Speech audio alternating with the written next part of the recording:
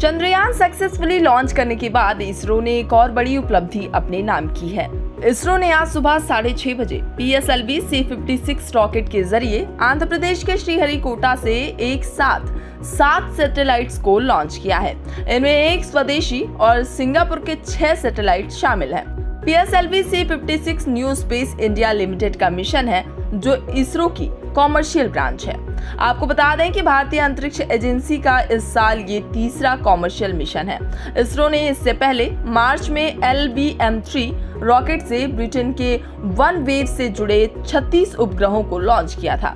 इसके बाद अप्रैल में PSLV रॉकेट से सिंगापुर के 2 उपग्रहों को लॉन्च किया गया था। DSSER को सिंगापुर के defence science and technology agency और सिंगापुर के ही ST इंजीनियरिंग के बीच साझेदारी के तहत डेवलप किया गया है। प्रक्षेपण के बाद इस उपग्रह का उपयोग सिंगापुर सरकार की विभिन्न एजेंसियों की सैटेलाइट इमेजिंग की जरूरतों के लिए किया जाएगा। DSSER में इजराइल एरोस्पेस इंडस्ट्री से विकसित सिंथेटिक एपर्चर रडार लगाया गया है। इससे उपग्रह सभी मौसम में दिन और रात की तस्वीरें लेने में सक्षम होंगे। बताते चले कि चंद्रयान 3 को प्रक्षेपित करने के बाद अब PSLV C56 लॉन्च करना इसरो की महीने भर के भीतर की एक और बड़ी उपलब्धि है। गौरतलब है कि ये पहला मौका नहीं है जब भारतीय अंतरिक्ष एजेंसी ने किसी दूसरे देश के लिए सैटेलाइट को लॉन्च किया है। कई सालों से वो ऐसा करते आ रहे हैं। बड़े बड़े देश इस मामले में भारतीय स्पेस एजेंसी की विशेषज्ञता का लोहा मानते हैं। अंतरिक्ष विभाग के आंकड़ों के अनुसार 2022 में इसरो के लॉन्च व्हीकल का इस्तेमाल करके 44 विदेशी सैटेलाइट लॉन्च किए गए।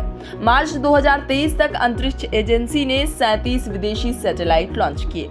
सिंगापुर ही नहीं बल्कि अमेरिका और ब्रिटेन तक के सैटेलाइट्स इसरो लॉन्च कर चुका है।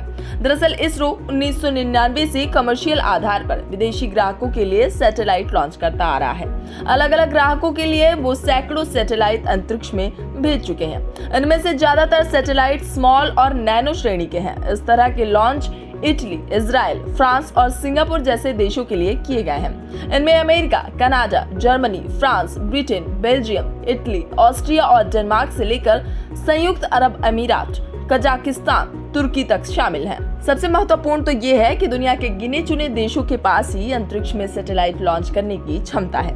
ऐसे में लाजमी है कि दूसरे देशों को अपने सैटेलाइट लॉन्च करने के लिए इसरो पर निर्भर रहना पड़ता है। इसके अलावा सैटेलाइट लॉन्च करने की क्षमता रखने वाले चंद देशों में उत्तर कोरिया और ईरान जैसे देश भी शामिल हैं। उनकी लॉन्च क्षमताएं बहुत ज्यादा विकसित नहीं हैं। ये राजनीतिक रूप से भी अछूते हैं। दुनिया की आंखें भारत पर इसलिए गड़ी हुई हैं क्योंकि उसके पास सबसे भरोसेमंद और लागत प्रभावी लॉन्च सुविधाएं हैं। यानी कुल मिलाकर अंतरिक्ष के क्षेत्र में भी भारत अब विश्व गुरु बनने की ओर तेजी से अपने कदम आगे बढ़ा रहा है।